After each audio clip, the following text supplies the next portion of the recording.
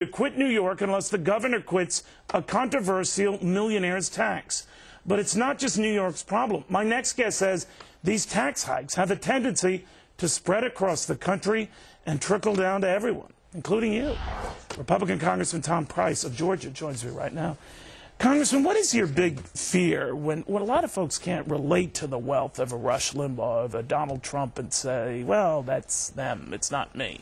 Well, the big thing is class warfare. This is divide and conquer for folks who want more tax money for the federal government and for state government.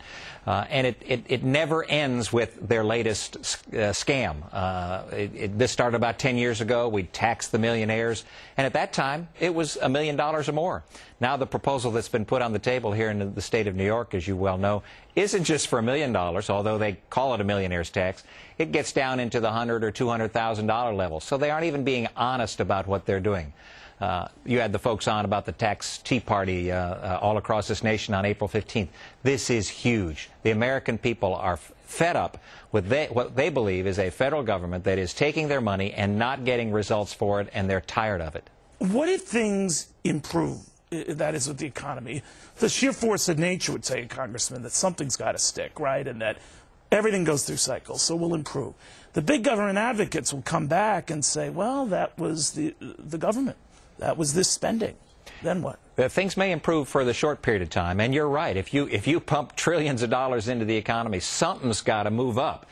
In fact, we haven't seen the kind of movement that one would have thought with the amount of money. But that will be short-lived, because no nation in the history of mankind has ever borrowed its way out of the challenges that we face.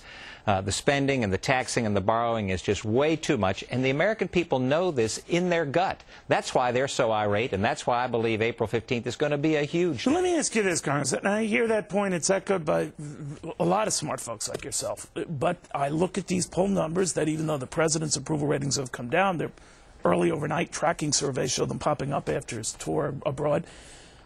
It's not evidencing themselves in those numbers. In other words, he's still very popular. His vision not quite as popular, but it's still up there. Well, I would suggest that this early in a president's term, a new president's term, you've never seen in this nation the kind of angst and concern that we see right now.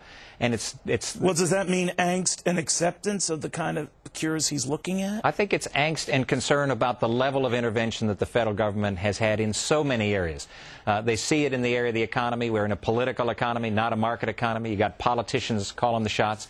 You see the concern about the health care industry. I'm a physician. To have the federal government impose itself in the health care arena, you've got concerns about that. You've got them withdrawing and pulling back on the national energy tax. There are people all across this nation who understand and appreciate that we became the greatest nation in the history of mankind because of certain principles. They'd like to see those principles continued. All right, they call them the silent haves, the vast majority who have been paying their bills, the vast majority who have been meeting their obligations, resenting that they're going to have to bail out or correct the abuses of those who have not. But that is class warfare, is it not? Well, they not only resent it, they know that it's wrong and that it won't solve the problem. There are wonderful solutions that are out there. We had the budget battle in Congress just this last week. As chairman of the Republican Study Committee, we put on the floor of the House a balanced budget. You didn't hear much about it, but it was the only one of 5 budgets that were put on the floor that actually balanced. That's the kind of message that we need to be getting out to the American people, that there are people fighting for them in Washington and making certain that when we come through this, and we will, we'll come through it and recognize the nation that's on the other end. We shall see. Congressman, thank you very, very much. Just as a reminder, as the Congressman was speaking there, we told you about what the New York governor had to say about Rush Limbaugh threatening to leave the state. Go ahead. Don't let the screen door hit him on the way out.